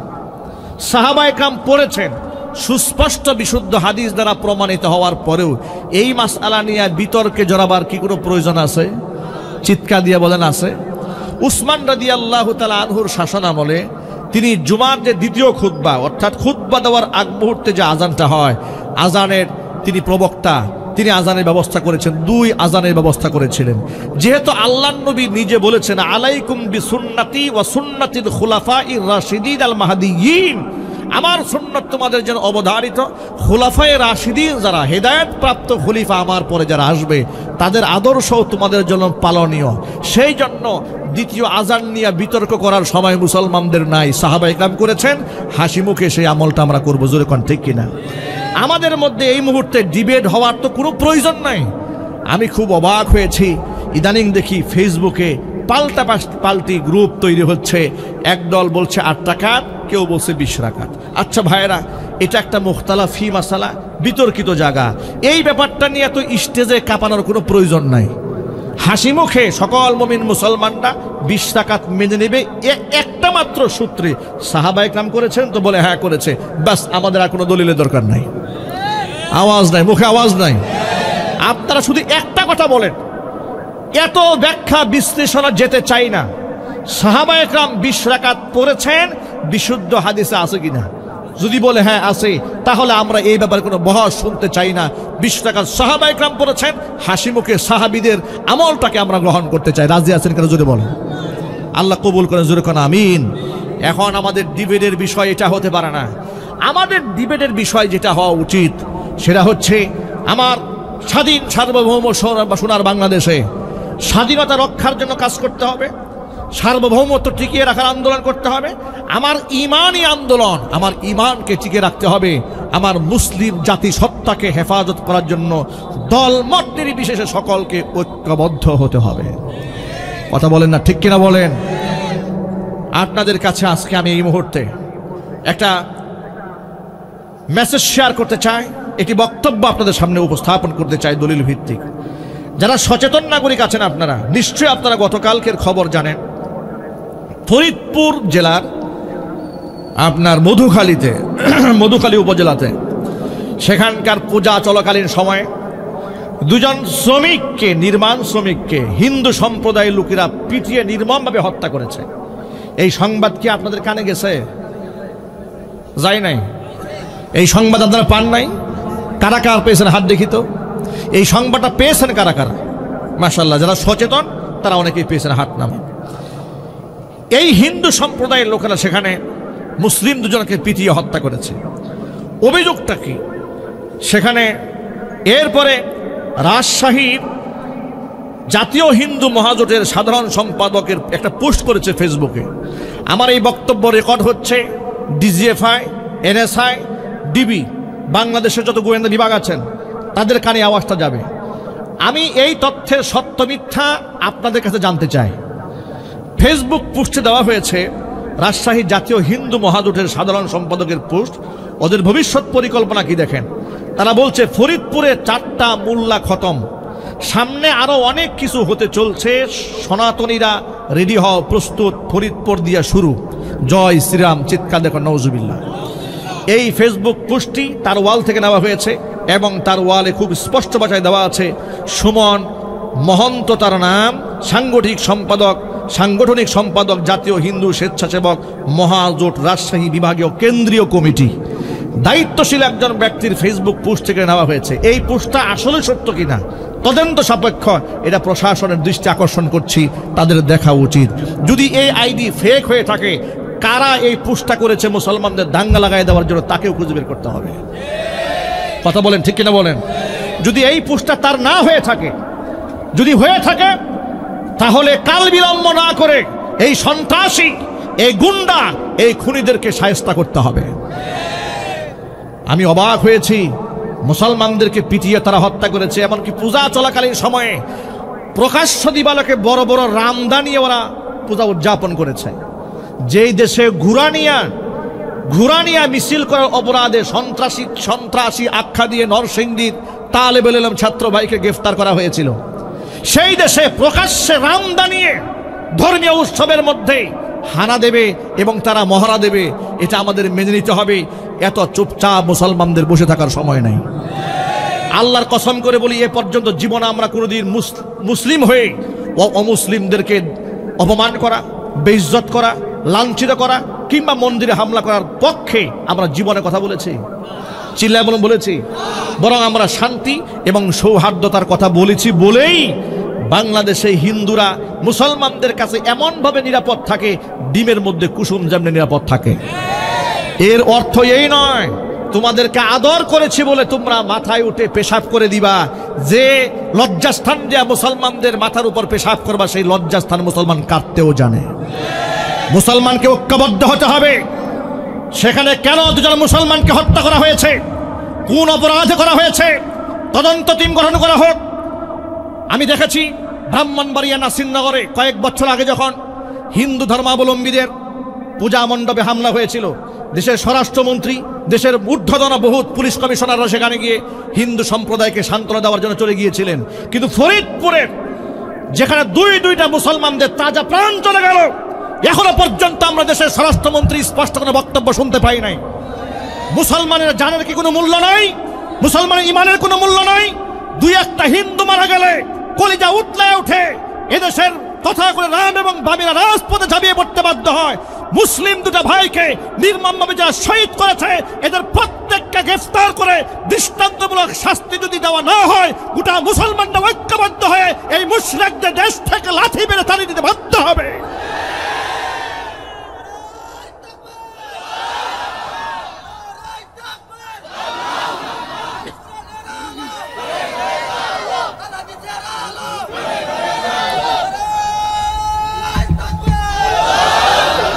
সুতরাং আমাদের বার্তা বড় স্পষ্ট, আমরা দাঙ্গা চাই না, হাঙ্গামা চাই না। ইসলাম মানুষকে দাঙ্গা হাঙ্গামা শেখায় নাই। তবে মুসলমানদের উপর আঘাত আসলে হাতের মধ্যে চুরি পরে বসে থাকতেও ইসলাম কাউকে শিক্ষা দেয় নাই। একটু আওয়াজ দিয়ে বলতে হবে, ঠিক কিনা বলেন? যদি আমার ইমানের উপর হামলা আসে, আমার মুসলমানিত্বের উপর হামলা আসে, কে আওয়ামী লীগ আর কে বিএনপি কে জামাত কে জাতীয় পার্টি দেখার কোনো সময় থাকবে না। ইসলামের স্বার্থে, ধর্মের স্বার্থে মুসলমানকে ঐক্যবদ্ধ হতে হবে। আপনারা কি রাজি আছেন? একটু আওয়াজ দিয়ে বলতে হবে, রাজি আছেন? কারা কারা রাজি আছেন হাত দেখি তো এবার। ইসলামের পক্ষে এক হতে চান কারা কারা? দু হাত দেখতে চায়। আল্লাহ পাক যেন কবুল করেন। চিৎকার দিয়া কোন আমিন, আর জোরে কোন আমিন। হাত নামান। এই ক্ষেত্রে আমি সাহাবায়ে কেরামদেরকে আদর্শ হিসেবে একটা দলিল দিতে চাই আপনাদের সামনে। সাহাবায়ে কেরাম রাদিয়াল্লাহু তাআলা আনহুম আজমাইন, তারা আমাদের ঈমান এবং আমলের নমুনা। নবী করিম সাল্লাল্লাহু আলাইহি সাল্লামের বিখ্যাত সাহাবী আবু বকর সিদ্দিক রাদিয়াল্লাহু তাআলা আনহুর নাম তো নিশ্চয়ই আপনারা শুনেছেন, না শুনেন নাই? আবু বকরের নাম আপনারা শুনেন নাই? কারা কারা শুনেছেন হাত দেখি তো ভাই। মাশাআল্লাহ, মাশাআল্লাহ। আবু বকর সিদ্দিক রাদিয়াল্লাহু তাআলা আনহু হচ্ছেন সেই সাহাবী যিনি নবী করিম সাল্লাল্লাহু আলাইহি সাল্লামের সাথী, দুনিয়ার সাথী, কবরের সাথী, হাসরের ময়দানের সাথী, জান্নাতুল ফিরদাউসের। আল্লাহু আকবার, বাড়ি গিয়ে বললেন। আবু বকর সম্পর্কে নবী করিম সাল্লাল্লাহু আলাইহি সাল্লাম বলেছেন, আনতা সাহিবি ফিল গার আসাহিবি আলাল হাউজ। আবু বকর, হাউজে কাউসারে রাতের আধারে আপনি আমার সাউর পর্বতে যেমন রাতের আধারে আপনি আমার সফর সঙ্গী ছিলেন, কিয়ামতের দিন যখন আমি আমার উম্মার মাঝে হাউজে কাউসারে পানি বন্টন করতে থাকব, সেদিনও আপনি আমার সাথী হয়ে আমার পাশেই দাঁড়িয়ে থাকবেন। আবু বকর সিদ্দিক রাদিয়াল্লাহু তাআলা আনহু নরম তবিয়তের সাহাবী, দাঙ্গা হাঙ্গামা মারামারি কাটাকাটি যিনি বরদাস্ত করতেন না, পছন্দ করতেন না, কারো গায়ে হাত তোলা পছন্দ করতেন না, একেবারেই দিল ছিল তার নরম। এর নাম আবু বকর সিদ্দিক রাদিয়াল্লাহু তাআলা আনহু। বদর যুদ্ধ যখন শেষ হয়ে গিয়েছিল, 313 জনের কাফিলা নিয়ে নবী করিম সাল্লাল্লাহু আলাইহি সাল্লাম যখন বিজয় ছিনিয়ে নিয়ে এসেছিলেন, কাফেরদের 70 জন গ্রেফতার হয়ে মুসলমানদের কাছে ধর্ণা দিয়েছিল। মুসলমানদের কাছে যখন 70 জন ওরা গ্রেফতার হলো, এবার যুদ্ধবন্দীদের সাথে কি আচরণ করা হবে এই ব্যাপারে সাহাবা ইকরামের কাছে তিনি পরামর্শ চাইলেন। সাহাবা ইকরাম এক একজনে এক একটা পরামর্শ দিলেন। অধিকাংশ সাহাবী পরামর্শ দিয়েছেন, এদেরকে হত্যা করে কোনো লাভ নাই, যেহেতু আমরা অর্থনৈতিকভাবে দুর্বল, এদেরকে ক্ষমা করে দেওয়া হোক, মুক্তিপণ দিয়ে বিদায় করে দেওয়া হোক। এর দ্বারা আমরা অর্থনৈতিকভাবে স্বাচ্ছল্য হব, সচ্ছল হয়ে যাব, এবং ভবিষ্যতে এদের কপালে ঈমান নসিব হতেও পারে। এই ব্যাপারে আবু বকর রাদিয়াল্লাহু তাআলা আনহুকে যখন প্রশ্ন করা হলো, মুসলিম শরীফের হাদিসের মধ্যে এসেছে, তাফসীর অধ্যায়ে আবু বকর রাদিয়াল্লাহু তাআলা আনহুকে যখন প্রশ্ন করা হলো, ওয়ামা রাইয়ুকা ইয়া আবা বকরিন সিদ্দিক, আবু বকর তোমার রায় কি এই ব্যাপারে, মতামত কি? আবু বকর বলেন, নবীজি আমার মতামত অধিকাংশ সাহাবা ইকরাম যেটা দিয়েছে সেটা আমার মতামত। এর মানে হলো যারা ধরা পড়েছে তারা আমাদের কারো না কারো আত্মীয়, কারো না কারো মা, কারো না কারো ভাই, কারো না কারো খালু। এদেরকে হত্যা করে কোনো লাভ নাই। মুক্তিপণ নিয়ে যদি বিদায় করে দেওয়া হয়, দুইটা ফায়দা হবে। একটা হচ্ছে আমরা মুসলিমরা অর্থনৈতিকভাবে স্বাবলম্বী হব, আর দ্বিতীয় হচ্ছে আমার আত্মীয় স্বজন যারা বাহিরে চলে যাবে মুক্তিপণ নিয়ে, তারা ভবিষ্যতে ঈমান নসিব তাদেরও হতেও পারে। সর্বশেষ আল্লাহর নবী উমরে ফারুক রাদিয়াল্লাহু তাআলা আনহুকে প্রশ্ন করলেন, ওয়ামা রাইয়ুকা ইয়া উমর, ওমর তোমার মতামত কি? নবীজি সাল্লাল্লাহু আলাইহি সাল্লাম কোন বৈঠকে যখন মতামত চাইতেন, উমরের মতামত তিনি কোনোদিন আগে চাইতেন না। কারণ কি জানেন? কারণ ওমরে ফারুক রাদিয়াল্লাহু তাআলা আনহু গরম ছিলেন। তিনি যেই মতামত দেবেন সেই মতামত অনেক সাহাবী হয়তো ভয়েই, উমরের ভয়েই সত্য কথা হয়তো নাও বলতে পারেন। এই জন্য উমরের মতামতটা নিতেন সবার পরে। সবার শেষ ওমর রাদিয়াল্লাহু তাআলা আনহুকে রাসূল জিজ্ঞেস করলেন, ওমা রাইয়ুকা ইয়া ওমর, ওমর এবার তোমার মতামত বলো। ওমর রাদিয়াল্লাহু তাআলা আনহু বললেন, আল্লাহর নবী আমরা ছিলাম মাত্র 313 জন, আমরা 313 জন নিরস্ত্র, ওরা 1000 সশস্ত্র বাহিনী এসছে আমাদেরকে সমূলে দুনিয়া থেকে বিদায় করে দেওয়ার জন্য। এমনকি আল্লাহর নবীকে দুনিয়া থেকে চিরতরে বিদায় করে দেবে, ইসলামকে চিরতরে মাটির সাথে মিশিয়ে দেবে। এই ষড়যন্ত্র নিয়ে যারা অস্ত্র ধারণ করেছে, তারা আমার হোক বাবা, হোক দাদা, হোক আত্মীয় স্বজন, আমি কিচ্ছু দেখতে চাই না।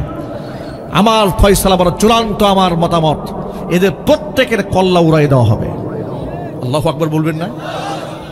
এ কথা শুনে নবী করিম সাল্লাল্লাহু আলাইহি ওয়াসাল্লাম তিনি উমরের পক্ষে রায় দিলেন না। কারণ হযরত উমর যে রায়টা দিয়েছেন, মতামত ব্যক্ত করেছেন, এটা বড় কঠিন কাজ। কারণ এতগুলো মানুষকে এখন হত্যা করে ফেলা হবে নিকটতম লোকদেরকে, বরং আল্লাহ নবী সাল্লাল্লাহু আলাইহি ওয়াসাল্লাম প্রাধান্য দিলেন অধিকাংশ সাহাবায়ে কাম কি বলেছেন, আবু বকর সিদ্দিক রাদিয়াল্লাহু তাআলা আনহু কি বলেছেন। নবী করিম সাল্লাল্লাহু আলাইহি ওয়াসাল্লাম এমনিই তো রাহমাতুল লিল আলামিন, মানুষের প্রতি তার ভালোবাসা ছিল, মহব্বত ছিল। চিৎকার দিয়ে এখন আল্লাহু আকবার।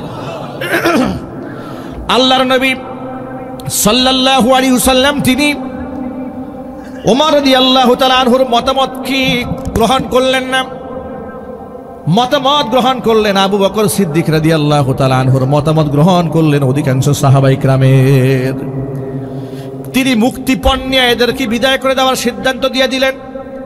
কিন্তু আল্লাহ রাব্বুল আলামিনের কাছে পছন্দনীয় হয়ে গেল হযরতে ওমর রাদিয়াল্লাহু তাআলা আনহুর মতামত। জোরে কোন আল্লাহু আকবার। হযরত ওমর কি বলেন শোনেন। ওমর বলেন, আল্লাহর নবী আপনি আমার হাতে তলোয়ার উঠায় দেন, আমার আত্মীয় স্বজন যারা ধরা পড়েছে এদের কল্লা উড়ায় দেওয়ার দায়িত্ব আমার। আবু বকরের হাতে তলোয়ার উঠায় দেন, আবু বকরের আত্মীয় স্বজনের কল্লা আবু বকর নিজ হাতে উড়াবে। উসমানের হাতে তলোয়ার উঠায় দেন, উসমানের আত্মীয় স্বজনের কল্যাণ নিজ হাতে উসমান উলাবে, আলীর হাতে তলোয়ার উঠায় দেন। নিকটতম আত্মীয় স্বজন যারা ধরা পড়েছে এদের কল্যাণ আলী নিজ হাতে উড়াবে। এর মানে আমি এই ছোট্ট একটা এক্সাম্পল আপনাদের সামনে দেওয়ার মাধ্যমে শুধু বুঝাতে চেয়েছি ওমর ফারুক রাদিয়াল্লাহু তাআলা আনহু সিদ্ধান্তের ক্ষেত্রে বড় কঠোর ছিলেন, কিন্তু ওমর ফারুক রাদিয়াল্লাহু তাআলা আনহু মেজাজের সাথে আবু বকরের মেজাজের একটা ভিন্নতা ছিল। আবু বকর এত হার্ড সিদ্ধান্তে সহজে যেতেন না। জোরে কোন আল্লাহু আকবার। সেই আবু বকর সিদ্দিক রাদিয়াল্লাহু তাআলা আনহু একদিন মদিনাতুল মুনাওয়ারা রাস্তা দিয়ে হেঁটে যাচ্ছেন। রাস্তা দিয়ে হেঁটে যাওয়ার সময় দেখতে পেলেন ইহুদি পণ্ডিত ফানহাস বিন আজুরা, ইহুদি বড় আলেম, সে বসে বসে তার সাথী সঙ্গীদেরকে তাওরাত কিতাবের তালিম দিচ্ছে। এই দৃশ্য দেখে আবু বকর সিদ্দিক রাদিয়াল্লাহু তাআলা বরদাস্ত করতে পারেন নাই। ধমক দিয়ে বললেন, ফানহাস ওয়াই হাক ওয়াইলাক, তুমি ধ্বংস হও। তুমি কি করে একজন পণ্ডিত হয়ে জ্ঞানী মানুষ হয়ে তুমি মুহাম্মদ সাল্লাল্লাহু আলাইহি ওয়াসাল্লামের প্রতি ঈমান না এনে এখনো পর্যন্ত তাওরাতের তালিম দিচ্ছ তোমার সাথী সঙ্গীদেরকে, ব্যাপারটা কি? অথচ কোরআনে কারীম হক, আল্লাহর নবী হক, এটা তুমি তোমার চাইতে ভালো আর কে জানে? কারণ কোরআন তো বলেছে আল্লাযীনা আতাইনাহুমুল কিতাব, যাদেরকে আমি পূর্বে কিতাব দিয়েছি, ইয়ারিফুনাহু কামা ইয়ারিফুনা আবনাহুম, তারা আমার নবীকে এমন ভাবে চিনবে যেভাবে তারা নিজের সন্তানদেরকে চিনে। আল্লাহু আকবার বলেন। আচ্ছা, নিজের সন্তান চিনতে বাপ মার ভুল হয়? যদি বলেন আপনারা, নিজের সন্তান চিনতে যেমন বাপ মার ভুল হয় না, আমার নবীকে চিনতে ওই ইহুদি খ্রিস্টানদের তেমন ভুল হবে না। হযরত আবু বকর এই জন্য বললেন, ওয়াই হাক ফানহাস, তুমি ধ্বংস হও। তুমি একটা ইহুদি পণ্ডিত হয়ে নবীজির প্রতি ঈমান না এনে তুমি বরং এদেরকে সাথী সঙ্গীদেরকে বিভ্রান্ত করছো, তুমি ধ্বংস হও। এ কথা আবু বকর যখন বললেন, ফানহাস উপস্থিত জনতার সামনে বললেন, আবু বকর, তোমরা যে আল্লাহর কথা বলো, তোমার নবীজি যে আল্লাহর কথা বলেন তিনি তো ফকির হয়ে গেছেন, ওই ফকির আল্লাহর প্রতি ঈমান আনার কোনো দরকার আমাদের নাই। এই কথা শোনা মাত্র আবু বকর সিদ্দিক রাদিয়াল্লাহু তাআলা আনহু স্থির থাকতে পারলেন না। ফানহাসের গালের মধ্যে এত জোরে আঘাত করলেন, চর মারলেন তার গালের মধ্যে। ফানহাস আঘাত প্রাপ্ত হয়ে সরাসরি মুহাম্মদ সাল্লাল্লাহু আলাইহি ওয়াসাল্লামের দরবারে হাজির হয়ে গেছে। এসে বলল, মুহাম্মদ, আপনার কাছে নালিশ নিয়ে এসেছি, বিচার নিয়ে এলাম। হুজুর বললেন, কার নামে বিচার? বলে, আপনার সাহাবী আবু বকরের নামে বিচার। কেন? আমার আবু বকর কি করেছে? এই যে তাকায় দেখেন আমার গালটার দিকে, আমার গালের মধ্যে থাপ্পড় দিয়ে লাল বানায় দিয়েছে। নবীজি সাল্লাল্লাহু আলাইহি সাল্লাম বড় অবাক হয়ে গেলেন। আবু বকর মেরেছে? বলে, আবু বকর মেরেছে। আসলে কি আবু বকর মেরেছে নাকি উমর মেরেছে? তিনি বললেন, হে মুহাম্মদ, আমি আবু বকরকেও চিনি, আমি উমরকেও চিনি। আবু বকর মেরেছে আপনাকে? উনি তো মারামারির সাহাবী নন। আল্লাহু আকবার বলেন। আল্লাহর নবী নিজে বিস্মিত হয়েছেন, অবাক হয়ে গিয়েছেন যে আবু বকর মেরেছে তাকে, গালের মধ্যে থাপ্পড় মেরেছে। এ কথা বলতে না বলতে আবু বকর সিদ্দিক রাদিয়াল্লাহু তাআলা আনহু নবী করিম সাল্লাল্লাহু আলাইহি ওয়াসাল্লামের দরবারে হাজির হয়ে গেলেন। হাজির হয়ে বললেন, ও আল্লাহর নবী, আপনি আমাকে পারমিশন দেন, অনুমতি প্রদান করেন, আরেকটা থাপ্পড় দিয়ে ওর বাম গালটা লাল বানায় দেই। নবী করিম সাল্লাল্লাহু আলাইহি ওয়াসাল্লাম বড় অবাক হয়ে গেলেন। আবু বকর, কেন আপনি তাকে মেরেছেন, আঘাত করলেন কেন? ইয়া রাসূলুল্লাহ, সে যদি আমাকে গালমন্দ করত কিংবা আমাকে আঘাত করত, আমি কোনো প্রতি উত্তর করতাম না, কিন্তু আমাকে শোনায় শুনিয়ে সে আমার আল্লাহকে ফকির বলে গালি দিয়েছে, এটা আমি বরদাস্ত করতে পারি নাই। ফানহাসকে ডেকে মুহাম্মদ সাল্লাল্লাহু আলাইহি ওয়াসাল্লাম বলেন, ফানহাস, তুমি কি সত্যি আল্লাহকে ফকির বলে গালি দিয়েছো? ফানহাস বলে, ও মুহাম্মদ, আবু বকর আমার নামে মিথ্যা কথা বানিয়ে বলছে, আমি আল্লাহকে ফকির বলি নাই। চিৎকার দেখো, নাউজুবিল্লাহ। আচ্ছা প্রিয় ভাইরা, আবু বকর সিদ্দিক রাদিয়াল্লাহু তাআলা আনহু কি তিনি মিথ্যা বলার সাহাবী? জোরে বলুন। মিথ্যা বলার সাহাবী তিনি নন। কিন্তু এখন এই মুহূর্তে নবী করিম সাল্লাল্লাহু আলাইহি সাল্লামের কাছে বিচার গেছে। আবু বকর যে থাপ্পড় মেরেছে তার সাক্ষী আবু বকর নিজেই, কিন্তু ফানহাস যে আল্লাহকে ফকির বলে গালি দিয়েছে এর তো কোনো দলিল এই মুহূর্তে আবু বকরের কাছে নাই। আবু বকর সিদ্দিক রাদিয়াল্লাহু তাআলা আনহু কি নবীজি বললেন, আবু বকর আপনি তাকে থাপ্পড় মেরেছেন, প্রমাণ আপনি নিজেই। কিন্তু সে যে আল্লাহকে ফকির বলে গালি দিয়েছে তার একটা প্রমাণ আপনি পেশ করুন। আবু বকর সিদ্দিক রাদিয়াল্লাহু তাআলা আনহু বললেন, আল্লাহর নবী, আমি কেমনে প্রমাণ দেব যেখানে সে আমাকে শুনিয়ে আল্লাহকে ফকির বলে গালি দিয়েছিল তার ডানে বামে সামনে পিছনে তার দলের লোকেরাই ছিল, আমার দলের কেউ ছিল না, কোনো মুসলমান ছিল না। এখন নবী করিম সাল্লাল্লাহু আলাইহি ওয়াসাল্লাম যে রায়টা দেবেন, এর যে বিচারটা করবেন, বিচারটা বড় কঠিন হয়ে যাচ্ছে। কি বিচার হবে শোনেন, কোরআনে কারীমের বিচার। বিচার হলো وَكَتَبْنَا عَلَيْهِمْ فِيهَا أَنَّ النَّفْسَ بِالنَّفْسِ وَالْعَيْنَ بِالْعَيْنِ وَالْأَنْفَ بِالْأَنْفِ وَالْأُذُنَ بِالْأُذُنِ وَالسِّنَّ بِالسِّنِّ وَالْجُرُوحَ قِصَاص। ইসলামের বিচার ব্যবস্থার চেয়ে দামি বিচার ব্যবস্থা পৃথিবীতে আর হতে পারে না। ইসলাম যত ইনসাফ পৃথিবীতে উপহার দিয়েছে, বিশ্ববাসীকে উপহার দিয়েছে, বিচারকের আসনে বসে ইসলাম যে আদর্শ দুনিয়াতে রেখে গেছে, গোটা দুনিয়ার মধ্যে এত সুন্দর ইনসাফ আর কেউ দেখাতে পারে নাই, ঠিক কিনা বলেন? এই জন্য সকল ক্ষেত্রে ইসলাম দরকার আছে না নাই? যদি বলেন দরকার আছে না নাই? আল্লাহর নবী কি রায় দেবেন শোনেন। কোরআন বলেছে কোনো ব্যক্তি যদি কাউকে হত্যা করে বিনিময়ে তাকে হত্যা করতে হয়, চোখ কানা করে দিলে বিনিময়ে তার চোখ কানা করে দিতে হয়, দাঁত ভেঙে দিলে তার দাঁত ভেঙে দিতে হয়, কান কেটে দিলে তার কান কেটে দিতে হয়। ওয়াল জুরুহা কিসাস, আঘাত করলে হুবহু সে আঘাত ফিরিয়ে দিতে হয়। এখন কি রায় হয়ে যাবে তাহলে? আবু বকর যদি নিজের পক্ষে প্রমাণ পেশ করতে না পারে, রায় হয়ে যাবে আবু বকর সিদ্দিক রাদিয়াল্লাহু তাআলা আনহু যেভাবে ফানহাসের গালে থাপ্পড় দিয়েছে, ফানহাস হুবহু এরকম একটা থাপ্পড় আবু বকর গালে উঠায় দেবে। কঠিন একটা রায় হয়ে যাচ্ছি। আপনারা এক বাক্যে জবাব দিয়ে বলেন, হযরতে আবু বকর কাফিরের গালে হাত তুলেছে নিজের ক্ষোভ মেটাবার জন্য নাকি আল্লাহর সম্মান রক্ষা করার জন্য? আল্লাহর নবী বারবার আকাশ পানে তাকাচ্ছেন, আল্লাহর পক্ষ থেকে কোনো ফয়সালা আসে কিনা, কোনো ফয়সালা আসে কিনা। ঠিক ইতোমধ্যেই কোরআন মাজিদের আয়াত নিয়ে জিবরাইল আলাইহিস সালাতু ওয়াস সালাম হাজির হয়ে গেলেন। জিবরাইল আলাইহিস সালাতু ওয়াস সালাম আসলেন, এসে বললেন, ও আল্লাহর নবী, আবু বকরের পক্ষে আপনি সাক্ষী চাচ্ছেন? বলে হ্যাঁ, আবু বকরের পক্ষে সাক্ষী দুনিয়ার কোনো মানুষ হয় নাই, স্বয়ং আল্লাহ রাব্বুল আলামিন নিজে আবু বকরের পক্ষে সাক্ষী হয়ে কোরআন শরীফের আয়াত নাজিল করে দিয়েছে। কোরআন মাজিদের মধ্যে আয়াত তখন নাজিল হলো, লাকাদ সামিআল্লাহু কাওলাল্লাযীনা ক্বালু ইন্নাল্লাহা ফাকীরুন ওয়া নাহনু আগনিয়া। নিশ্চয় আমি আল্লাহ শুনেছি, নিশ্চয় লাকাদ কসম করে বলছি, আমি জাত সত্তার কসম করে বলছি, আমি আল্লাহ শুনেছি কাওলাল্লাযীনা ক্বালু, তাদের কথা যারা বলেছে ইন্নাল্লাহা ফাকীর, নিশ্চয় আল্লাহ ফকির, ওয়া নাহনু আগনিয়া, আমরা হলাম ধনী। এই কথা যারা বলেছে ওই কাফেরদের কথা আমি শুনেছি। আল্লাহু আকবার বলেন, জোরে কোন সুবহানাল্লাহ।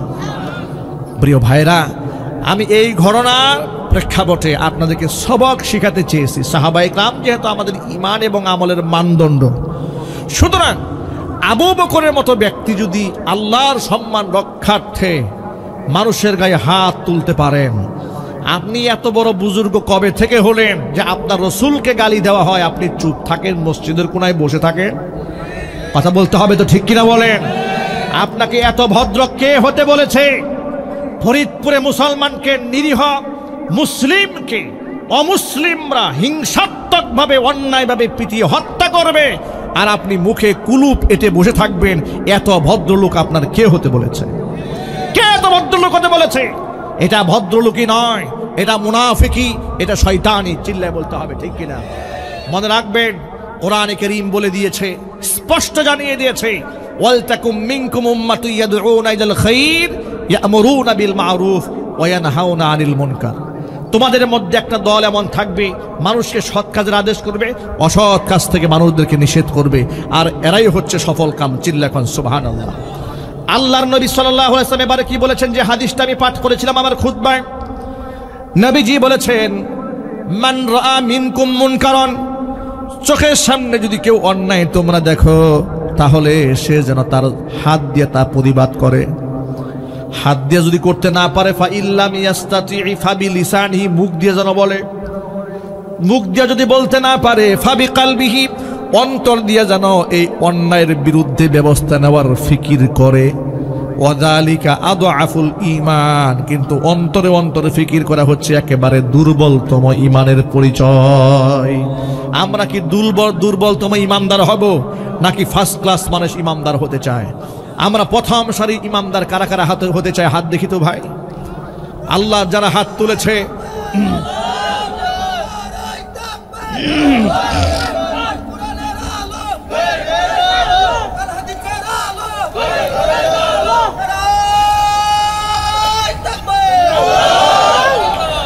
সুতরাং আমরা সাহাবায়ে কেরাম রাদিয়াল্লাহু তাআলা আনহুমকে আজমাইনদেরকে আদর্শ মেনেই ইসলামের ব্যাখ্যা আমাদের বুঝতে হবে। প্রিয় ভাইয়েরা, এজন্য আমি বুঝাতে চেয়েছি যে শরীয়তের মুস্তাহাব্বাতের ইখতিলাফাত আছে, সুন্নতের মাসআলা নিয়ে ইখতিলাফ আছে। সেই ডিবেট আর বিবেদ এগুলা করার সময় এখন মুসলমানদের নয়। এখন মুসলমানদেরকে কে আহলে হাদিস, কে মাযহাবি, কে লা মাযহাবি, কে আওয়ামী লীগ, কে জাতীয় পার্টি, কে বিএনপি, কে জামাত, এই বিভাজন করার সময় নাই, ভেদাভেদ করার সময় নাই। ইসলামের অস্তিত্ব টিকিয়ে রাখার আন্দোলনে সকলকে ঐক্যবদ্ধ হতে হবে। না দরকার নাই? কথা বলতে হবে, দরকার নাই? তাহলে দেখবেন যদি এটা না পারেন, ঠিক এই মুহূর্তে যদি রুখে দিতে না পারেন, তাহলে ওই যে ওদের যে পরিকল্পনা বলেছে যে 4টা মোল্লাকে শেষ করে দিয়েছি, ফরিদপুর দিয়ে শুরু করেছি, সামনে আরো পর্ব আছে, তাহলে একের পর একবার এভাবেই দেখবেন আপনি একদিন নিজেও এর দ্বারা আক্রান্ত হয়ে যাবেন। সেই দিন আমরা দেখতে চাই না। আমরা অন্যায় যেখানে অঙ্কুরেই এটাকে শেষ করে দিতে চাই। জোরে বলতে হবে, ঠিক কিনা? এই দাবিতে আমরা সকলে ঐক্যবদ্ধ হতে চাই। আমরা বলি ইনশাআল্লাহ, সবাই বলেন ইনশাআল্লাহ। বরং আমি আপনাদের কাছে এমন অসংখ্য প্রমাণ দিতে পারবো, আমার কাছে এমন অসংখ্য ডকুমেন্টস আছে, আপনারাও গুগল সার্চ করলে এমন অসংখ্য দলিল গ্রহণ করতে পারবেন। এই দেশে অসংখ্য হিন্দুরা নিজেরাই মন্দিরে আগুন দিয়ে মুসলমানদের বদনাম করেছে। কথা বলতে হবে, ঠিক কিনা? দেখেন আমার কাছে একটা প্রমাণ আছে, সেটা অনলাইন থেকে আমি গ্রহণ করেছি। ফরিদপুরের আলফাডাঙ্গা, এটা আরেকটা থানা, মধুখালী থানায় তো ঘটনা ঘটছে।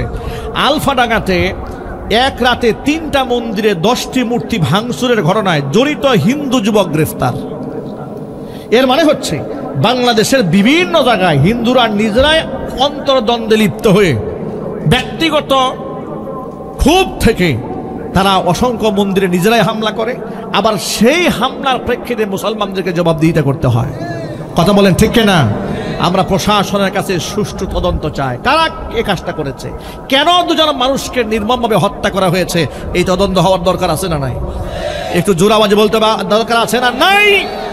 মনে রাখবেন, ইসলাম ও মুসলমানদের ক্ষেত্রে তাদের ঈমান আকীদা সংরক্ষণের ক্ষেত্রে আমরা কোনো আপোষ করতে চাই না। ঢাকা বিশ্ববিদ্যালয়ে ইফতার পার্টির মধ্যে হামলা যারা করেছিল তাদের দৃষ্টান্তমূলক শাস্তি হওয়া দরকার। কথা বলেন, ঠিক কিনা? দায়িত্বশীলরা বললেন ইফতার পার্টির পারমিশন দেওয়া হবে না। কেন? রাষ্ট্রের অর্থনীতি অবস্থা ভালো নয়, ইফতার করলে টাকা অপচয় হয়।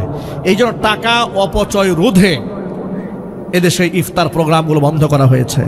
আমার প্রশ্ন হচ্ছে, টাকা অপচয় রোধে যদি ইফতার পার্টি বন্ধ হয়, পহেলা বৈশাখ বন্ধ হলো না কেন? আপনার আওয়াজ দেন না কেন? পহেলা বৈশাখ বন্ধ হলো না কেন? অপচয় রোধে যদি ইফতার পার্টি বন্ধ হতে পারে, তাহলে ওই কিশোরগঞ্জের হাওরে নিকলিতে 14 কিলোমিটার রাস্তা কোটি কোটি টাকা খরচ করে রং মাখানো হলো কেন? এতই যদি টাকার সাশ্রয় করার প্রয়োজন মনে করেন, এর মানে হচ্ছে রোজার ইফতার পার্টি বন্ধ হবে কিন্তু পূজার নাচ বন্ধ হবে না। এই ধরনের ভণ্ডামি মুসলমানদের দেশে বরদাস্ত করা হবে না। কথা বলতে হবে মুসলমান, ঠিক কিনা বলেন? সুতরাং প্রিয় মুসলিম ভাইয়েরা, যুবকেরা, ঐক্যবদ্ধ হওয়ার সময় এসছে। কে আপনারা ওয়াহাবি, কে সুন্নি, কে মাযহাবি, এই গোটাগুটি দরজা বন্ধ করে করবেন, অনলাইনে করতে আসবেন না। কথা বলেন, ঠিক কিনা? এগুলা দরজা বন্ধ করে নিজেরাই মিটায় নেন, জাতির সামনে হাসি তামাশার পাত্র বানাবেন না। আর যারা আপনারা এই ছোটখাটো ইখতিলাফ নিয়ে বড় বড় বক্তব্য দেন, তাদের মুখে আমরা মুসলমানদের ঈমানি আন্দোলনের বক্তব্যগুলো শুনতে চাই। কথা বলতে হবে, ঠিক কিনা জোরে বলেন? আল্লাহ রাব্বুল আলামিন আমাদের সকলকে একতাবদ্ধ হয়ে ইসলাম ও মুসলমানদের ঈমান রক্ষার আন্দোলনে শামিল হওয়ার তৌফিক দান করেন। জোরে কোন আমিন। প্রিয় যুবক ভাইরা, ইসলামের বিজয় তখন আসবে যখন আমরা নিজেরাই ইসলামকে মান্য করব। আপনি শুধু মুখে বলবেন জিহাদ চাই, জিহাদ চাই, জিহাদ করে বাঁচতে চাই, জিহাদ করে মরতে চাই, কিন্তু নামাজ পড়তে চায় না। আছে না নাই? এখানে ইসলাম কায়েম করে ফেলবে, ঘরের বউয়ের পর্দা নাই, নিজের নামাজ নাই, সুদের ব্যবসা করে, ঘুষের লেনদেন করে। ও যদি বলে আমি ইসলাম চাই, জিহাদ চাই, এই ভণ্ড ছাড়া আর কিচ্ছু নয়। সুতরাং সবার আগে নিজের মধ্যে ইসলাম আনবো না ভাই ইনশাআল্লাহ। আজকের পর থেকে এক ওয়াক্ত নামাজও আমাদের কাজা হবে না ইনশাআল্লাহ। বলেন ইনশাআল্লাহ। আমরা কোরআনে কারীম তিলাওয়াত করব, কোরআনে কারীম পড়ব, সেই অনুযায়ী আমল করব। আল্লাহ রাব্বুল আলামিন এতক্ষণ পর্যন্ত আপনাদের সামনে যে বক্তব্যগুলো আমি প্রদান করেছি, সবার আগে আমাকে, এরপর আমার ভাইদেরকে, এরপর আমার মা বোনদেরকে, সকল ভাইদেরকে আমল করার তৌফিক দান করেন। সকলেই জোরে কোন আমিন। ইস্তিগফার পড়েন। আস্তাগফিরুল্লাহ রাব্বি মিন কুল্লি যামবিন ওয়া আতুবু ইলাইহি ওয়ালা হাওলা ওয়ালা কুওয়াতা ইল্লা বিল্লাহিল আলিয়্যিল আযীম। আল্লাহুম্মা সাল্লি আলা মুহাম্মাদিন ওয়া আলা আলি মুহাম্মাদ কামা সাল্লাইতা আলা ইব্রাহিম ওয়া আলা আলি ইব্রাহিম ইন্নাকা হামিদুম মাজিদ। আযান এত রাতে? হ্যাঁ, আযান হবে। কি বলেন আপনার? আজান হবে? একটু ডিলে বাড়াই দিও, একটু ভলিউম বাড়াই দাও সামান্য। সঙ্গীত শুরুতে হয়েছে, ঠিক আছে ইনশাআল্লাহ। আল্লাহু আকবার, আল্লাহু আকবার।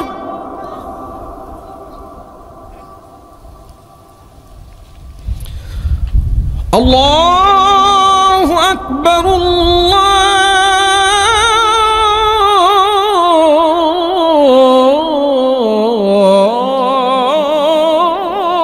আকবার।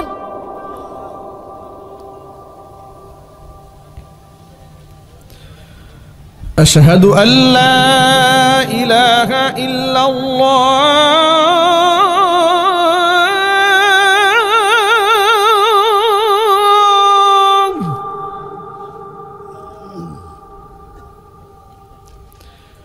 أشهد أن لا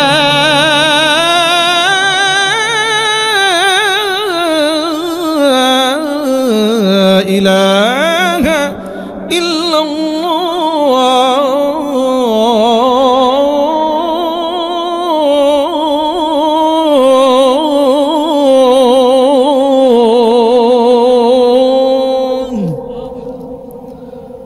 আজানের ধ্বনিটি গভীর রাতে এতটুকু, মাইকের আওয়াজ কয়েক কিলোমিটার দূরে চলে যাচ্ছে।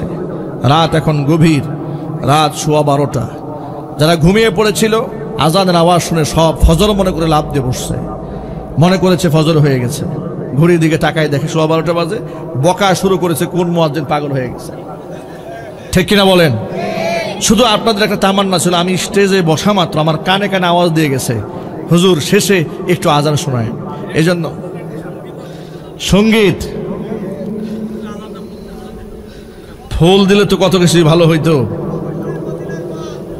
হ্যাঁ, আল্লাহ রাব্বুল আলামিন আজানের প্রতি যে ভক্তি শ্রদ্ধা আমাদের দান করেছেন, নামাজের প্রতি মহাব্বতকে আল্লাহ পাক আরো বাড়ায় দেন। সকলে একটু চিৎকার দিয়ে বলেন না আমিন।